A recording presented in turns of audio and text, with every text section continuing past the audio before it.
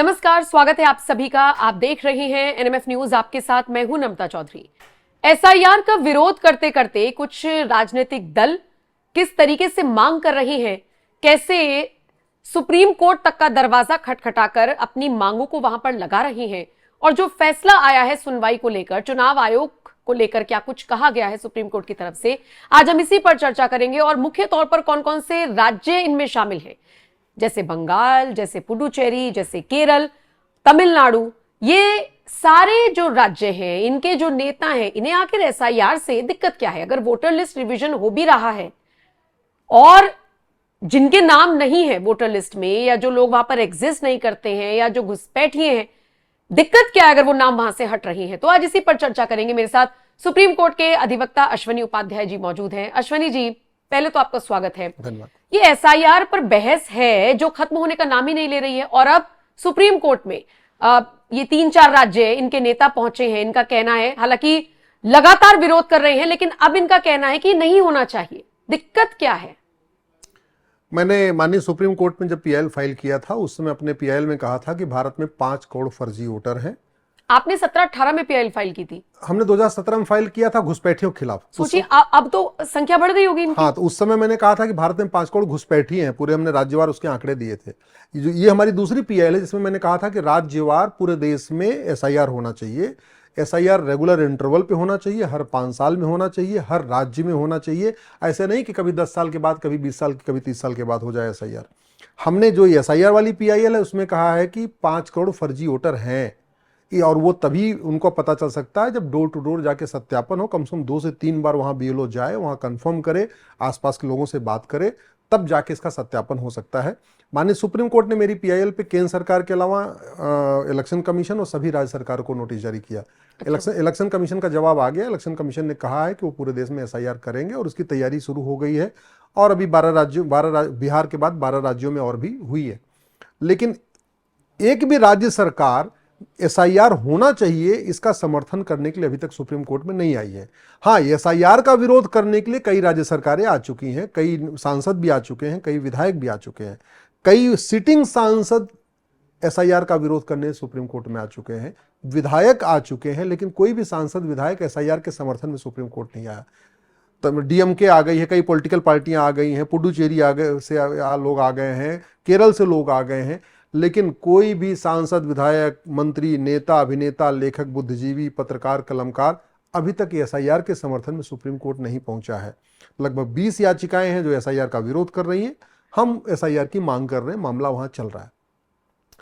ये फर्जी जो पूरा खेल होता है, मैं उसको आपको बताना चाहूंगा। ये जो पूरा फर्जी वोटर आईडी बनी है, या 5 करोड़ भारत में फर्जी वोटर हैं, उसकी शुरुआत होती है आधार से। सबसे भारत में कोई डॉक्यूमेंट अगर बनवाना आसान है तो वो है आधार। क्यों? क्योंकि ये कानून इतना घटिया है। ये कानून खुद ही कहता है कि जो भी भारत में रह रहा है, वो चाहे भारत का नागरिक है या विदेशी है, वो रोहिंग्या है, वो पाकिस्तानी है, वो अफगानिस्तानी है, वो बांग्लादेशी है, वो म्यांमार का है, भूटान का, कोई भी हो, अगर वो 6 महीने भारत में रह गया है तो उसका आधार बनाया जा सकता है। और ये सर्टिफिकेट कौन देगा? 6 महीने से रह रहा है, वो सर्टिफिकेट पार्षद देंगे, प्रधान देंगे, विधायक देंगे, सांसद देंगे। अब जिन पार्षदों प्रधानों को अगली बार चुनाव फिर से जीतना है, और पार्षद प्रधान के चुनाव में हार जीत का फैसला 20 वोट 50 वोट से होता है, उनकी कोशिश होती है कि उनके क्षेत्र में कुछ रोहिंग्या, बांग्लादेशी घुसपैठी आ जाएं, वो बस जाएं, जिससे उनका डॉक्यूमेंट बन जाए। तो पार्षद प्रधान क्या करते हैं? अपने लेटर हेड पे लिख के दे देते हैं कि हाँ भाई, भले ही वो 2 दिन पहले आया, भले ही वो 5 दिन पहले आया, कोई जरूरी नहीं 6 महीने से रह रहा हो, फिर भी उसको लिख के देते हैं ये हम इसको जानते हैं, हमारे मोहल्ले में, हमारे एरिया में ये 6 महीने से रह रहा है। वो आधार बनवा लेता है। आधार कौन बना रहा है? कोई गवर्नमेंट की संस्था बना नहीं, कोई गवर्नमेंट ऑफिस बन नहीं रहा है। आधार कोई पोस्ट ऑफिस तो बना नहीं रहा, तहसील तो बना नहीं रहा। आधार बन रहा है कॉमन सर्विस सेंटर पे, जो सरकार ने बेरोजगारों को रोजगार देने के लिए कॉमन सर्विस सेंटर खुलवाया था। उस कॉमन सर्विस सेंटर पे आराम से 1,500 रुपए में, 2,000 रुपए में, 1,000 रुपए में आधार बन जा रहा है। तो घुसपैठिए जैसे 2,000 रुपए दे के आधार बनवा लेते हैं। ये कानून भी उनको अलाउ करता है आधार लेने में, क्योंकि विदेशियों को भी आधार दिया जा सकता है।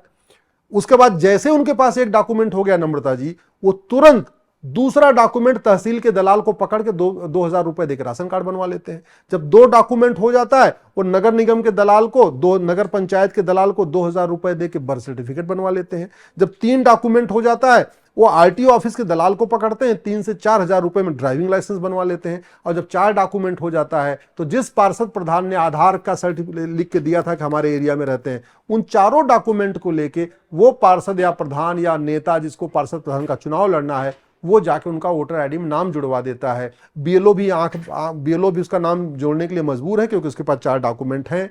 और अब तो बड़े प्लान वे में, चूंकि तहसील में इतना भ्रष्टाचार है, इन घुसपैठियों ने अपना नाम को और पक्का करने के लिए 1 बिस्वा, 2 बिस्वा, 3 बिस्वा जमीन, जिसकी जितनी क्षमता है वो जमीन भी खरीदते जा रहे हैं।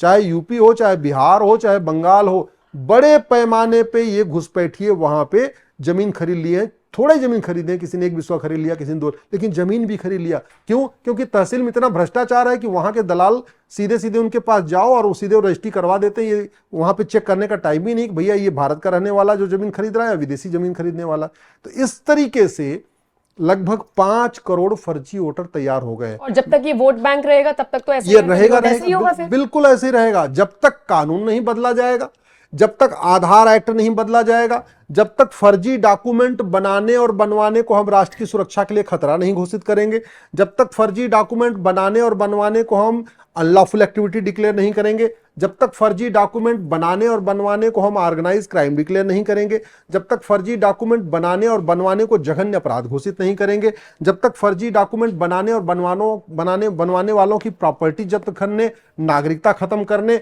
और उनको साल भर के अंदर सजा देने का प्रावधान नहीं होगा, तब तक ये डॉक्यूमेंट बनता जाएगा। और शायद लोगों को पता नहीं कि 9 राज्यों की डेमोग्राफी कंप्लीटली बदल चुकी है। 28 राज्य हैं, 8 केंद्र शासित प्रदेश, टोटल हो गए 36 में से 9 राज्यों की डेमोग्राफी बदल गई है। और वो जो डेमोग्राफी बदली है उसमें मूल कारण है घुसपैठ, धर्मांतरण और जनसंख्या विस्फोट।